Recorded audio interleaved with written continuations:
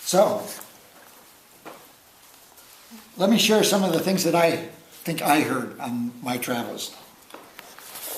First, if we are a national organization and movement, then we must be grounded in local work. The signals were many and nuanced. Most rewarding were the sometimes tearful comments in closings of the appreciation for a visit from a member of the national organization. I always heard in that, even if it was unintended, and there were enough times when the message was clear, though unspoken, an implicit critique of a lack of connectedness. There's a very impressive array of work being done all across the country, occasionally by single individuals, often by small groups of people working together, rarely by truly large numbers in any venue. I will make an effort to catalog some of this work in a more detailed report, but one generalization would be that it has a stronger focus on domestic issues than foreign affairs. Virtually everything is done in alliances with a number of organizations, sometimes with an explicit FOR presence, sometimes only with an FOR identity because of the individuals involved. Secondly, even in the face of despair and the temptation to yield to hopelessness, people continue to convene and organize in response to what concerns them as a community. There are a couple of struggles which sometimes occur within groups and sometimes separate groups within communities. One is the decision to withdraw from the arena of electoral politics at the state and national level versus the effort to focus on large-scale political decisions through the offices of elected officials. This is the tension between Robert Jensen at the Third Coast Workers Alliance and St. Andrew's Presbyterian Church in Austin, Texas, and Lon Burnham in the state legislature. I mean, it was such a contrast within 30 minutes to be sitting purposefully at the outer edge of Austin, where immigrant and populations of color still had a sense of community, versus being downtown in the state capitol across the street from the LBJ Library and the University of Texas, talking about what was going to happen in the face of this $38 billion deficit in terms of state services and state responses to the kinds of concerns that that Third Coast Alliance they were wrestling with in terms of health care and child care and education and community. The other choice is between large-scale political action, often symbolic in character, from one nation working together, the April 9th, 2011, versus the hands-on work of seeking solutions to global issues at the local level, the impacts of globalism in markets and politics, the structural violence of the justice system related to immigrants and people of color, jobs, transportation, health and well-being, housing and local communities. You look at Don Mosley at Jubilee Partners for 40 years, a rural Georgia community that serves as an interim place, most recently for refugees from Burma, to acculturate, for kids to learn enough English to enter schools, and then for them to move into Atlanta. At the same time that Don Mosley is working with Earl Martin, Doug Hostetter's brother-in-law, a carpenter from Harrisonburg, Virginia, from the Circle of Life chapter of FOR, to be prepared, Chinese visa in his passport, at a moment's notice to get on a plane and go to Beijing and cross into North Korea to build low-cost housing in a community of brick kilners. So, I mean, here you are in Comer, Georgia, nibbling the blueberries that they grow on the farm, you know, sitting around in a circle with people who sustain their lives in this community with this service, and at the same time, they're remembering stories in preparation for going off to Korea to build housing out of the Habitat for Humanity history. Or the Jim Lawson evening, which I've shared, sitting in Los Angeles, listening to Bob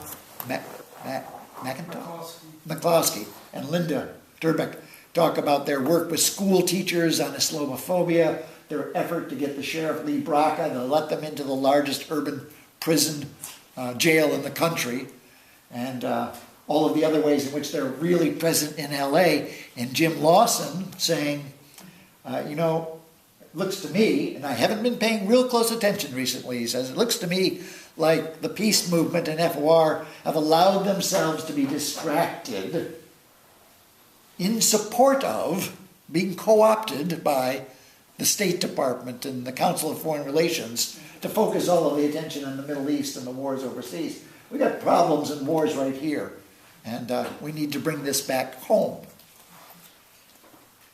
I like to tell this story, and I would tell it even with Jim here.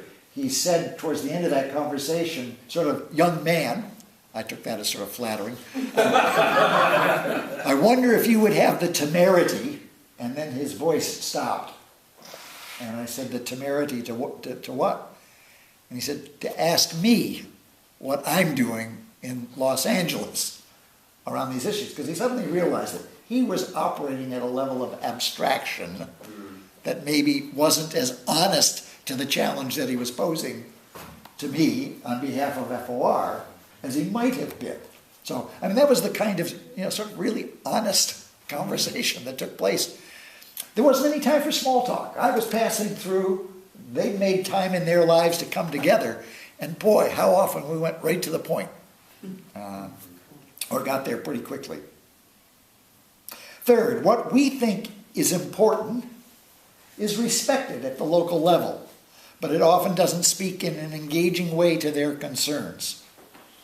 They understand the importance, one is tempted to say in an existential sense, that we give to issues in Latin America and the Middle East, but they understand that where they need to be is actively responding to the core issues of human dignity, of health, security, employment, education, environment in their own communities. When you drive into Raleigh, North Carolina, and there's a big billboard that says, "Speak now or forever hold your breath," it's pretty easy to understand what's probably at issue in Raleigh. When you're driving into Houston and the huge billboard, I thought we outlawed billboards. The huge billboard by the interstate says, with this beautiful picture of a young kid, one of 184,000 homeless youth in our city. You know where those issues are for them. They need to be concerned about basic equity. They feel that immigrant rights issues are present in their communities and states. They want to demand the reform of the criminal justice system, abolition of the death penalty, revision of sentencing laws, realignment with restorative justice at home. They want to see an end to violence in their communities. They see the issues of power and structural violence embedded in corporatocracy, though they're hesitant to attack capitalism, preferring to see the localization of exchange that they would still consider rooted in capitalistic principles as the answer. In order to make the connection, which we accept so easily and hear so clearly in the words of King and others, that inequity at home is a direct result of violence and imperialism abroad, we've got to work harder and we've got to listen more carefully to what's being said at the local level. Fourth, everyone feels that they alone live on an island of progressive intelligence in a sea of conservative self-interest and ignorance. And one can understand why, listening to talk radio, driving through their listening area. They feel a need to be connected to other islands, to take courage in a common agenda, to leverage the shared interests that they have to effect change. The critique of abandonment by the Fourth Estate and enslavement to the Fifth Estate resonated wherever raised, and always led to questions about guidance on paths to alternatives or the recovery of a press and economy that serve civil society. What's the Fifth Estate?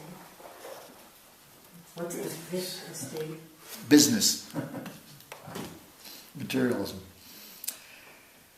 There is a continuing tension, this is the fifth point, in the distinction between faith-based proponents of organizing for change and the secular humanist whose organizing motif is non-religious in form. The illustration of Bob Roberts of Northwood Church in Keller, Texas, who has demonstrated a relatively progressive international humanitarian orientation to global conflict, Vietnam, Israel, Palestine, Afghanistan, while maintaining the evangelicals' suspicion of liberals and a less clear analysis of gun violence or immigration issues locally. Also, again, consider Bob Jensen and Don Mosley and the Douglases and Jim Lawson. Did I get that right, Susanna? Yes, you got it right. Sixth, the overarching campaign theme of demilitarizing life and land evokes intuitive and unanimous endorsement. It was so easy to align our task group work to the broader campaign and to position local work in the context of that campaign as well.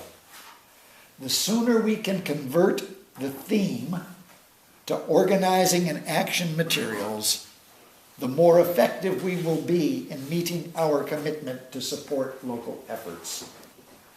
The research and analysis work also resonates well with movement-oriented members and allies and is a part of the affirmation of our direction.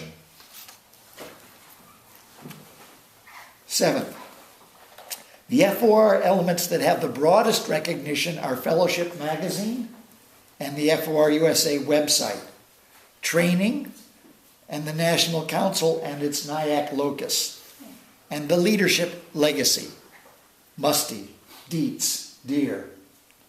The current work in Colombia and more broadly TFLAC and Iran and more broadly the Middle East Task Force are recognized as foci but not appreciated in detail. The recommitment to local chapters and domestic issues was greeted positively, even emotionally at times. Eighth, remember our last meeting. With two exceptions, the recent publication of the article by Rabbi Lynn Gottlieb on BDS, Boycott, Divestment, and Sanctions, was received with affirmation and appreciation. Some chapters and affiliates are active supporters of BDS.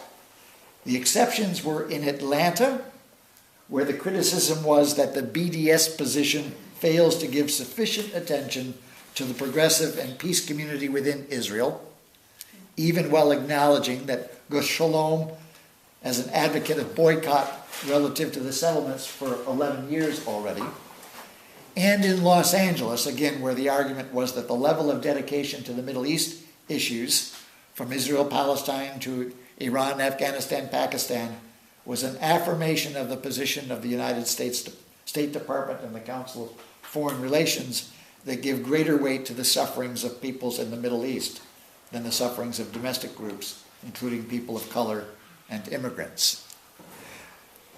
I have used that insight to leverage an invitation that we've extended to the religious peace fellowships and affiliates and allies to gather under the FOR banner at Stony Point, March 14th, 15th, and 16th. And one of the questions I hope that we think through and talk through are what are the legacies, what are the tactics and strategies that were used by Jim Lawson and others in Nashville and Memphis in the 50s and 60s. that might still have applicability today.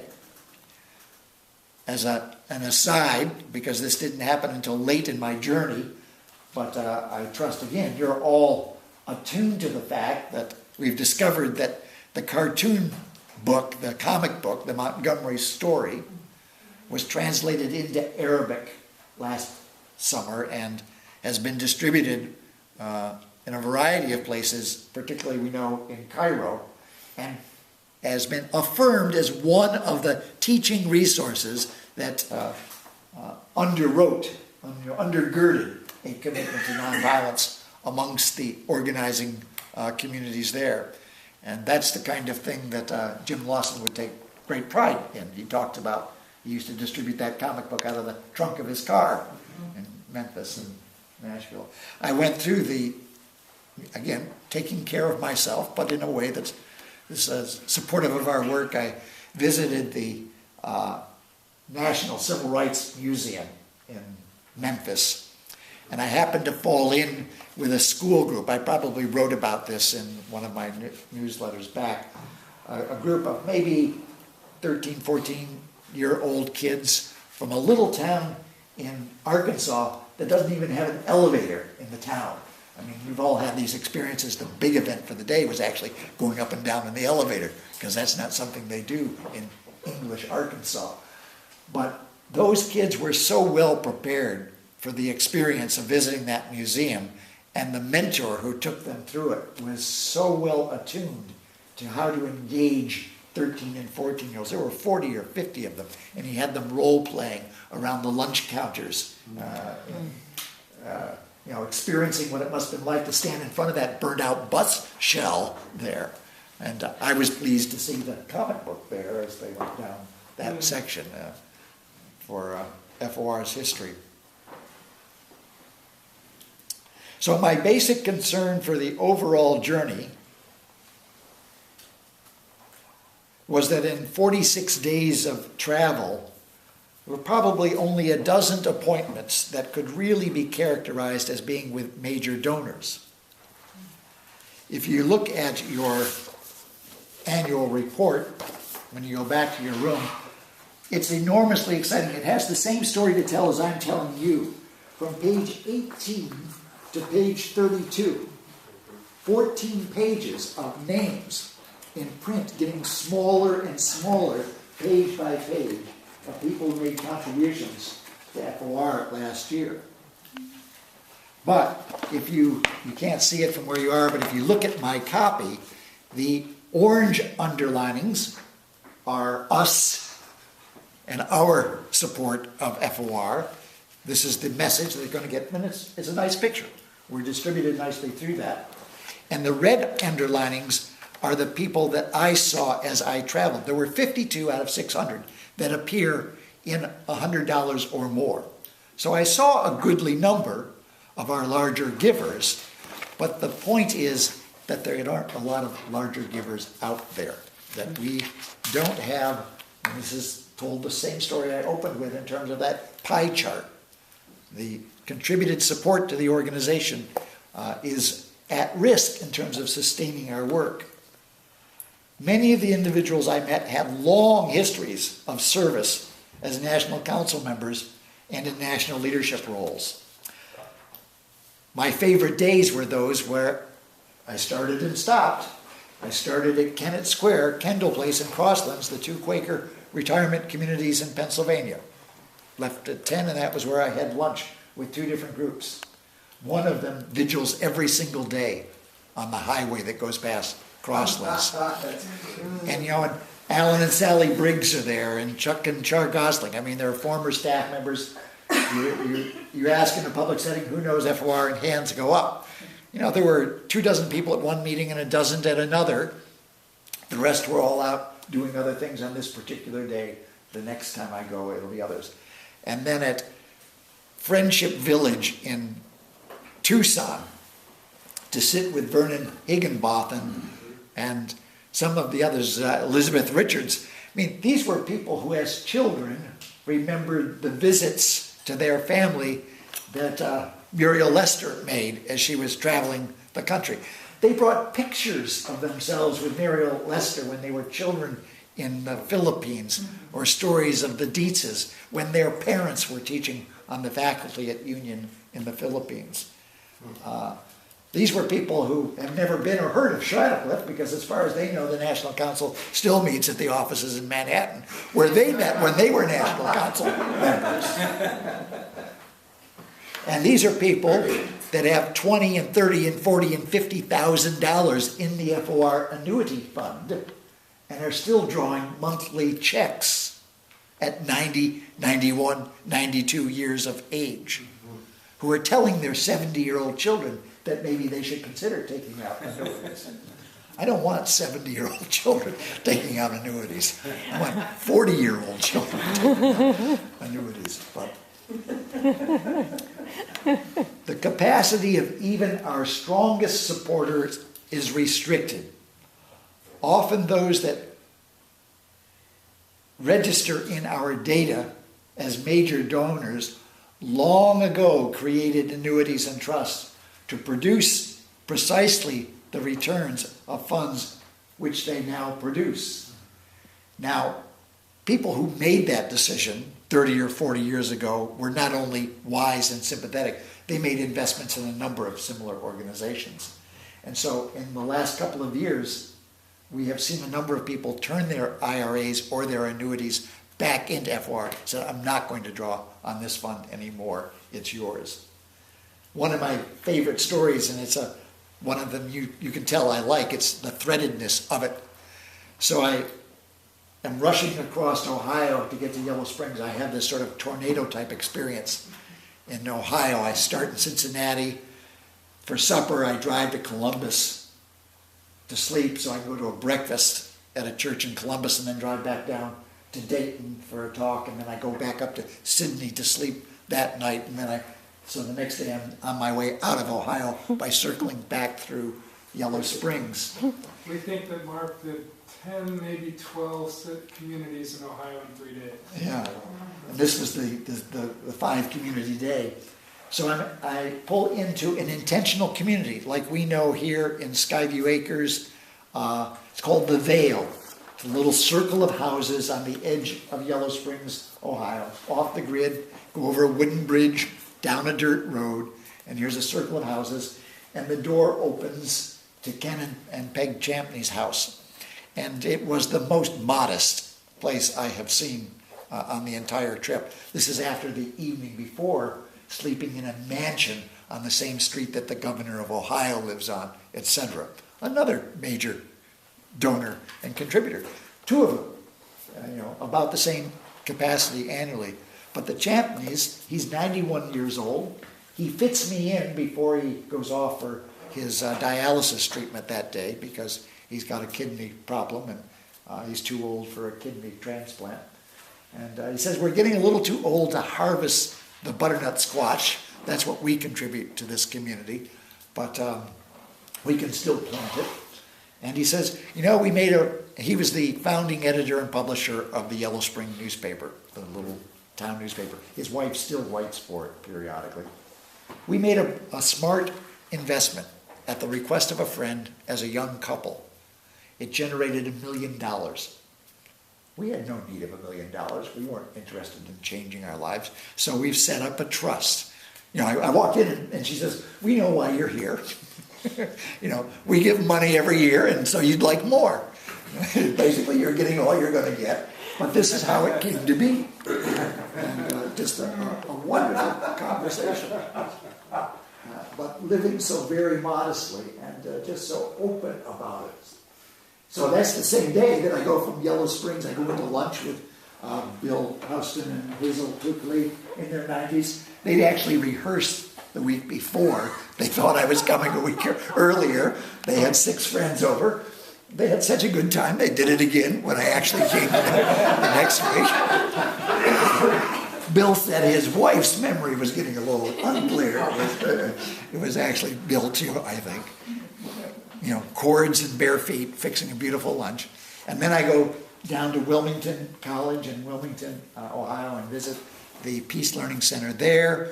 I go to the Quaker Heritage Center on the campus. And then I head really down into southeastern Ohio to Lucasville, with the Lucasville chapter, and then swing up to West Virginia, to Wheeling, Ohio. And after my talk at the lunch meeting there, a young man comes up and he says, "Here are a couple of organic apples from my orchard."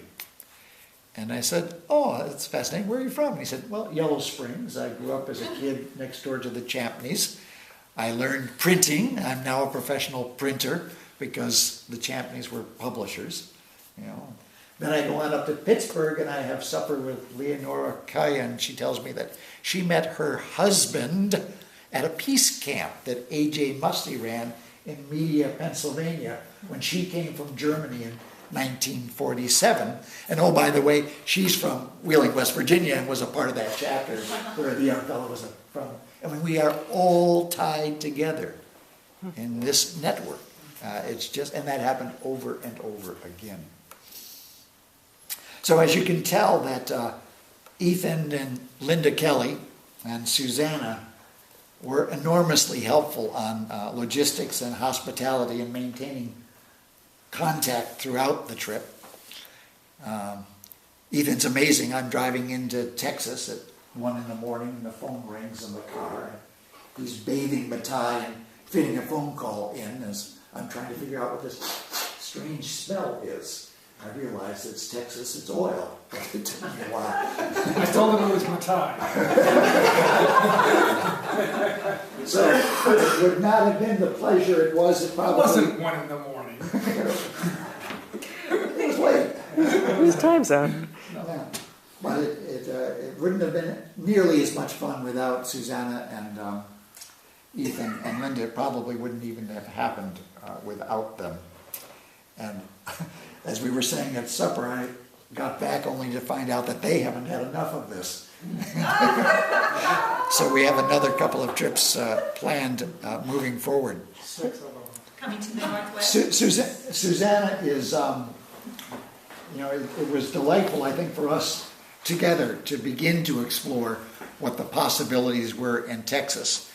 Another thing I learned is we're not a bi-coastal nation, we're a tri-coastal nation. Try to tell a Texan that there are only 2 coasts, and you can end up hogtied and on the ground pretty quick. That's the whole southern, the Gulf Coast. It's a big state too, so You noticed? yeah, we saw a little bit of it.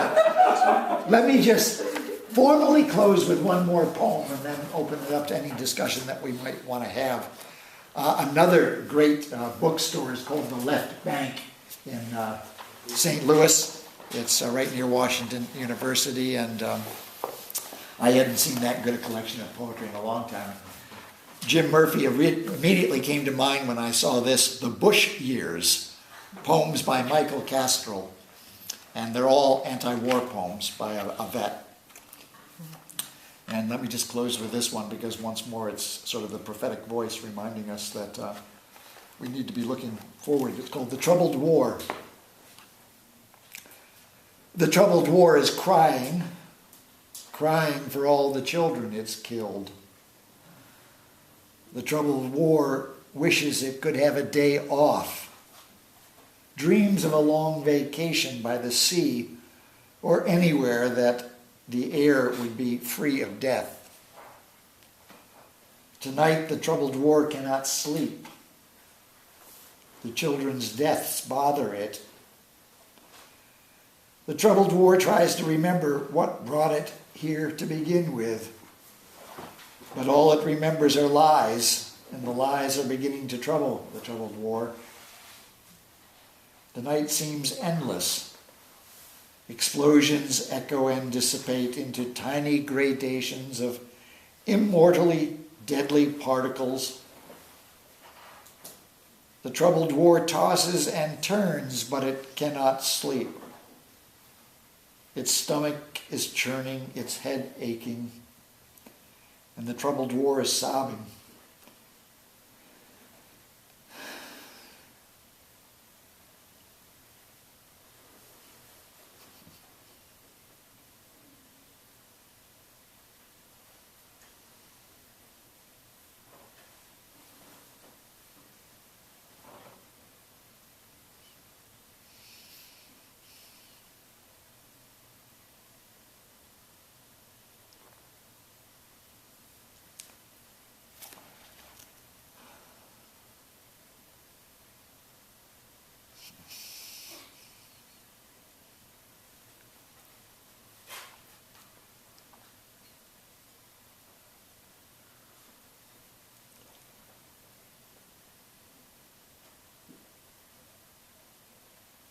sobbing for all of the children it's killed. The troubled war is feeling sorry for itself, not for the torture, sorry for how it's perceived.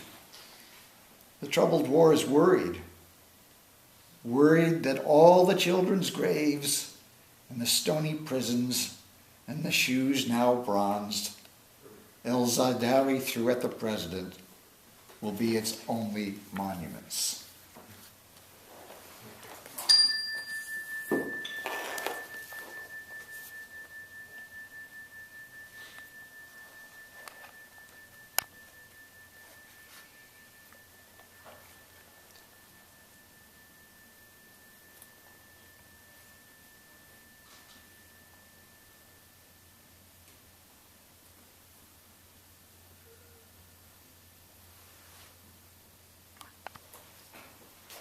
Again today, I have not saved the world, and here it is, almost night.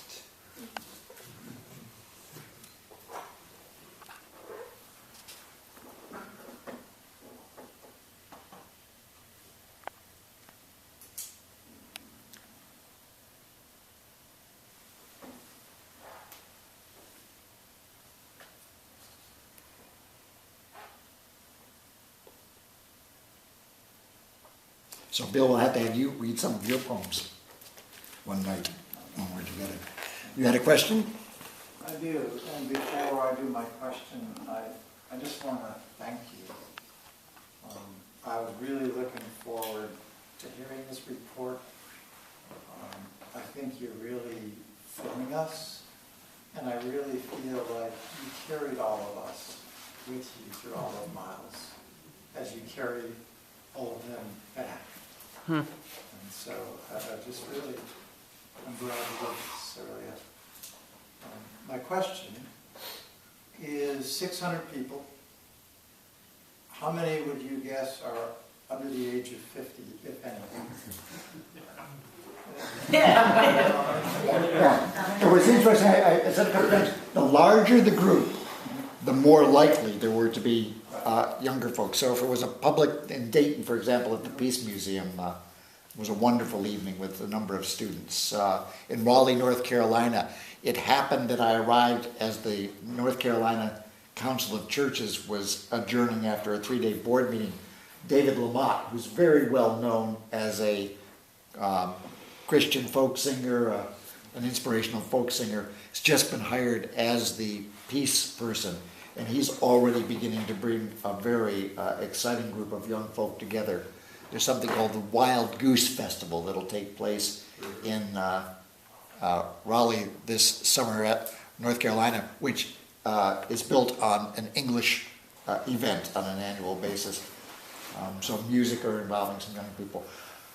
But if you watch this, if I bring up again, I opened, by the time I got to Little Rock, I opened up my keynote to the Arkansas Coalition for Peace and Justice by asking if there was anyone in the room who was 96 or older than FOR. And somebody raised their hand, and I asked the question because it wasn't the first night that someone came forward to say, well, they were older than FOR and had been involved most of their lives. But that night, there was a 13-year-old who did a 3-minute monologue, again, that you've got to watch. I've got it on tape. I handed the camera to an 11-year-old, and I said, would you tape me, please? And she also taped her classmates' friend, and they had me scheduled to speak next, and I said, no way, do the Treasury report, do anything to create some space between that talk and mine. And, there were a lot of people. So where the movement came together for an event that was annual, you tended to have families of 3 generations. But if it was just Mark's going to be in town, the blasts were out, and it was 6 or 8 people. I was sometimes the youngest person in the room. Yeah. And people were tired. Yeah.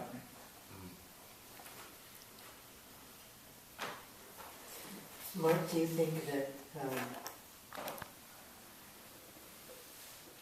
in the last generation that supporters of FOR have gotten older, or is it just sort of stasis or continual reinvigoration of older people that support FOR. You see what I'm saying? Say a little more. Do people care about this at the end of their life more That is, if we continue in the future of attracting older people to contribute and so on, what's wrong with that? I think if the it's challenge- sustainable, Yeah. if it's sustainable, Yeah, I think, for our lifetime, I think it is sustainable, because we're still at the front edge of this generational transfer of $40 trillion over the next 10 to 20 years. What we are seeing in the larger bequests are the last of the wave of conscientious objectors who were supported in their efforts to achieve that status in the Second World War, the Korean War, and the Vietnam War. And so, yeah, we've got 20 more years of people who were instrumentally and importantly served by FOR, made decisions shortly thereafter in their professional lives. I mean, I met people who said, we've just redone our will and we've left FOR in. That was their message to me, that they were cutting other things out. I think that the resonance, the legacy is critical in terms of that path. But there are a whole lot of reasons why that's not going to be sustainable beyond 20 years. We haven't had conscription as a driving force for the next 2 generations. The ways in which people think about their own needs and what is happening in the economy now. People are really scared that the message we're getting from the mainstream media is the recession's over, it's a slow recovery, but the experience people are having in their cities and states is this is just the beginning. McCloskey saying for the next 20 years you're going to see government budgets getting smaller and smaller, and we're all going to be a part of cutting them. And what's going to be lost and how's it going to be covered? So the short answer is, yeah, for the short term, we've seen it happen, but for the long term, no. Maybe you ought to advocate for reinstating the draft. Some people have. Ethan? I would just pick up on those 2 questions and Mark's response in a couple of quick ways, which is to say, number one, what Mark mentioned earlier about the type of events is an important thing to say, because these were particular types of events that we had established.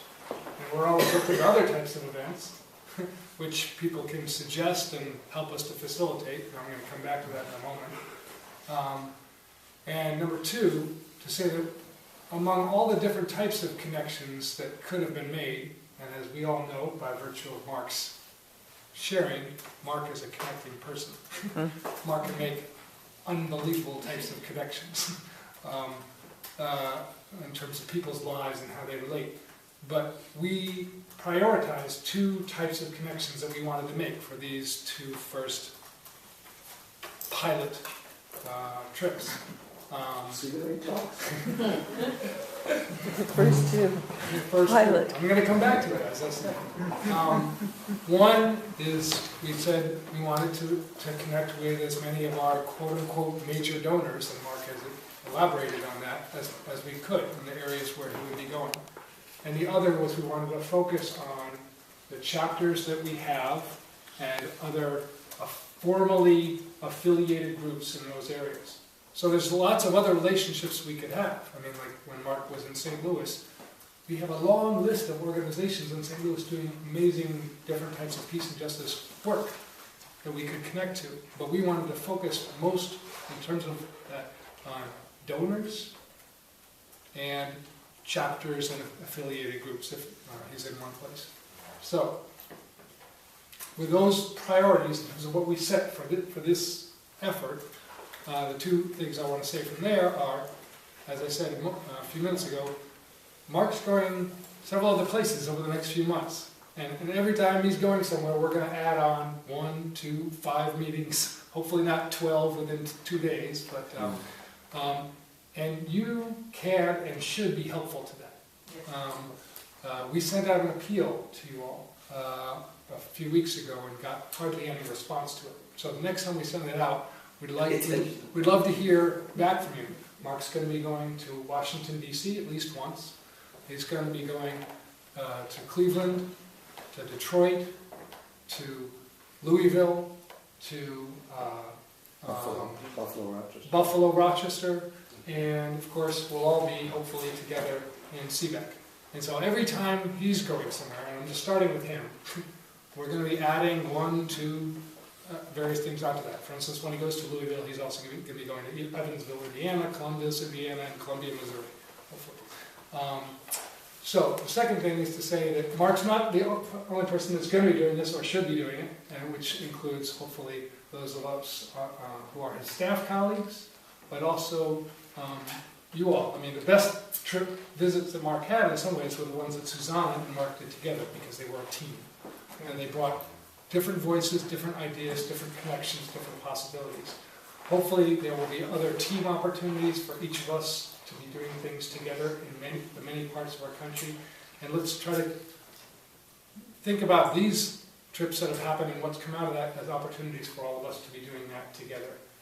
Where John or Sean or Susanna or I or you all doing the things that you're doing are going somewhere and might think, you know, let me see if I can go see some FOR people there, or some people that might be interested in FOR. I guess this is for Ethan. How do we get access to the website if we have information that should be shared? There's a lot of projects going on, and I see project-based as the best way to attract new membership. But I have no way to get information to anybody. It's like juggling. There's a lot of things going on. And I don't have any access to the website. I have no idea of where to send information to, if it would be put on the website, if I could even get contact information on the website. And that's sort of like detrimental because we could expand our membership by using old membership and through activities that would encourage people to join FOR. I hear you asking a couple different questions, and it may not be ones we want to dwell on right now, but I hear you asking both how you participate in getting information onto the website, and I also think I hear you asking, how do you find out about where people are if you're going to be somewhere? And that's, which is a different question. It's going to be a major demo at Hancock Field. How do I tell New York members FOR there's going to be a major demonstration at Hancock Field? I read the Reaper Drum. We're supporting the Catholic worker people on that. Okay, well, those are I mean, that's the kind of thing I have no idea how to get at. Yeah, we've started the process of bringing national council members into that, Sam and some others. So this website is designed specifically to respond to that kind of a question, to give people access to putting stuff on the calendar. All you have to do is to post something that has a date and a place in it, and it automatically goes to the calendar. You check the right box. And we're seeing lots more blogging. I began tweeting as I was traveling. And I've had great joy in watching the Twitter account go from 500 people. Today it's up to 820 people.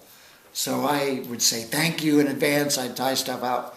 And every time you do that, as Bill says, somebody else picks it up and then you go and you follow them. And we follow back and forth. Our Facebook site is now up to something in excess of 1,000 followers.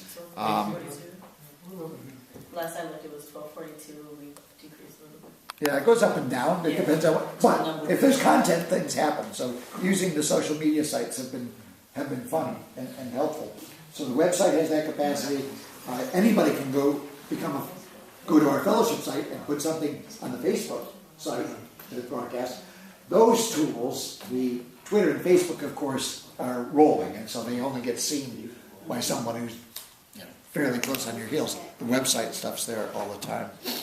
What, from your experience, 40-plus days of traveling, and the next meetings that you have, what have you learned that you would do differently, that you would improve on?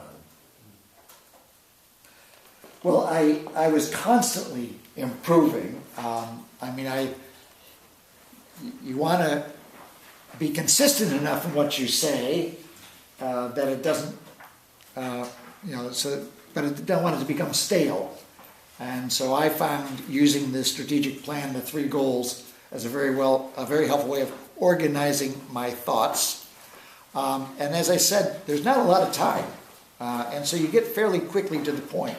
I don't spend a lot of time just socializing or in small talk, but that seems to be appreciated. And that evolved as I went along. So using time as efficiently as possible. I think that the blasts, we got better and better. The second trip was much better, and people would show up at events saying, oh, I got notice on the website that you were going to be here, and hand me business cards. It's amazing the gifts. I mean, I have to do a whole blog series just on books that people gave me as I traveled, sort of the fruits of the journey. But I think if we're a little earlier, give people a little more lead time, that they'll be able to generate a little more of a response. So I think being in touch sooner with who's going to be the host of the event and someone who's got a good profile is helpful.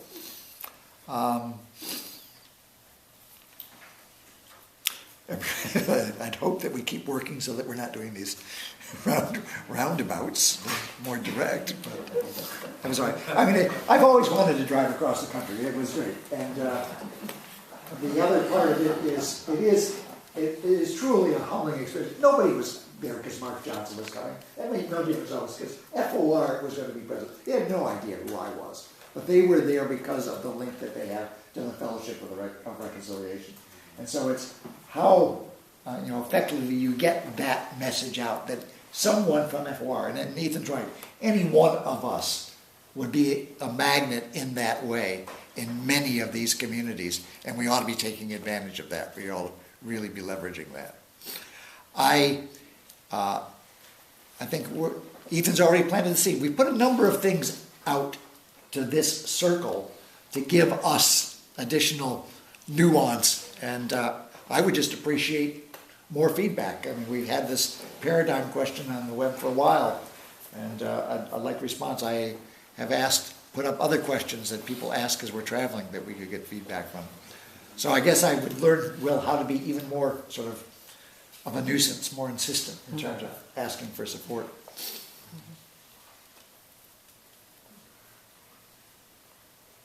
I might use my wife's Prius or my wife's hybrid instead of my Civic for gas mileage, especially at $4 a tank or a gallon.